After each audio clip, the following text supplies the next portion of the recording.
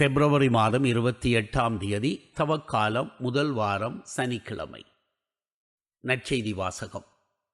உங்கள் விண்ணகத் தந்தை நிறைவுள்ளவராயிருப்பது போல நீங்களும் நிறைவுள்ளவர்களாக இருங்கள். மத்தேயு எழுதிய தூய நற்செய்தியிலிருந்து வாசகம். அதிகாரம் 5 வசனங்கள் 43 48 வரை. அக்காலத்தில் இயேசு தம் சீடரை நோக்கி கூறியது: உனக்கு அடுத்திருப்பவரிடம் அன்பு கூர்வாயாக, பகைவரிடம் வெறுப்பு கொள்வாயாக என கூறியிருப்பதை கேட்டிருக்கிறீர்கள்.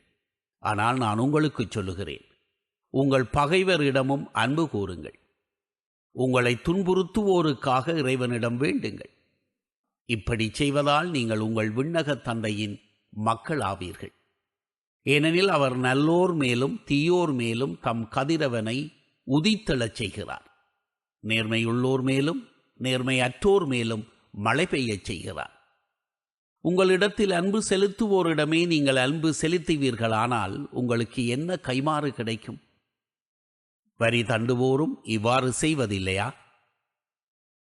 நீங்கள் உங்கள் சகோதரர் சகோதரிகளுக்கு மட்டும் வாழ்த்து கூறுவீர்களானால் நீங்கள் மற்றவருக்கும் மேலாக செய்துவிடுவது என்ன? பிறர் இனத்தவரும் இவ்வாறு செய்வதில்லையா?